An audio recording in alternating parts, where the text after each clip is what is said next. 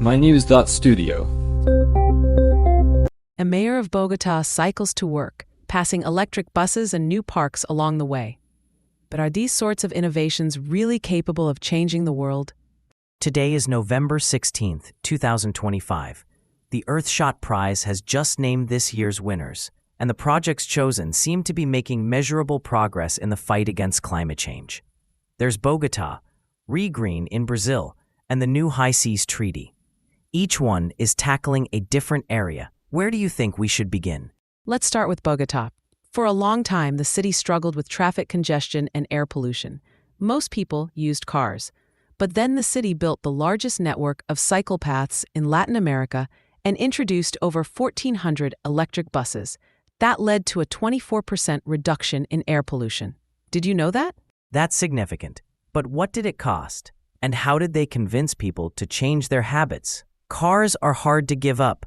The investment was substantial. Almost $20 billion went into sustainable transportation. But funding wasn't the only factor.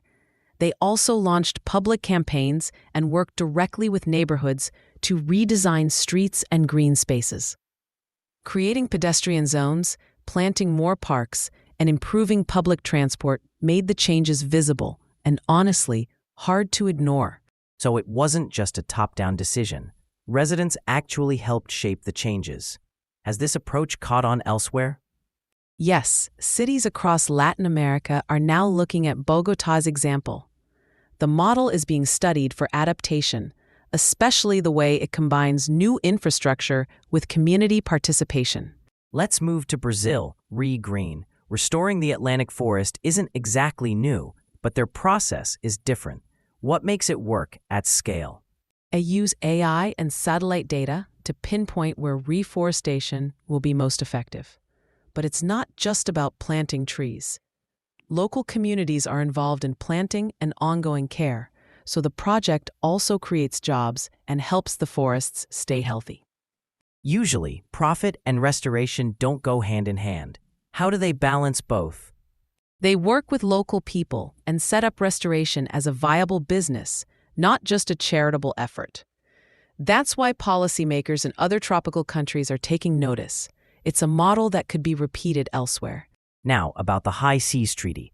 This is about protecting parts of the ocean that don't belong to any one country, right?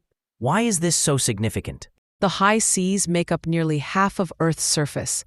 Until now, there wasn't a binding agreement to protect biodiversity in international waters. After more than 10 years of negotiations, 145 countries agreed on enforceable rules for marine conservation. That's a complex arrangement. Who's actually making sure these rules are followed? It's a collective effort. Governments, NGOs, scientists, and community groups all have roles.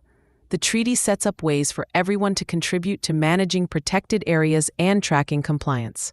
So, whether it's cities, rainforests, or international waters, we're seeing cooperation at many levels. But are these projects truly scalable? That's the idea behind the Earthshot Prize. Highlight solutions that others can use. Bogota's cycling and transit plan is spreading. Green's combination of technology and community is being studied worldwide. And the High Seas Treaty is pushing countries to update their own laws. But what about people who don't live in Bogota, Brazil, or near the ocean? Why should this matter to them? Climate change and environmental problems don't stop at borders. These projects improve air quality, water, and biodiversity for everyone. They also show that real change is possible and achievable. So, 3 very different solutions, but all focused on working together and proving results. If these ideas catch on globally, what could the impact look like? We'd see cleaner air, restored forests, and protected oceans. But maybe the bigger impact is the template. Invest resources, involve communities, and track progress. That's something others can follow. And that's why the Earthshot Prize stands out. It's more than just an award. It helps spark actual change. Exactly. It's about scaling solutions that work, not just handing out recognition. We started with a mayor on a bicycle in Bogota and ended with a treaty protecting half the world's oceans. This episode has been about real progress, fueled by innovation and cooperation. Thanks for listening. This episode was powered by mynews.studio. You can try it now for free.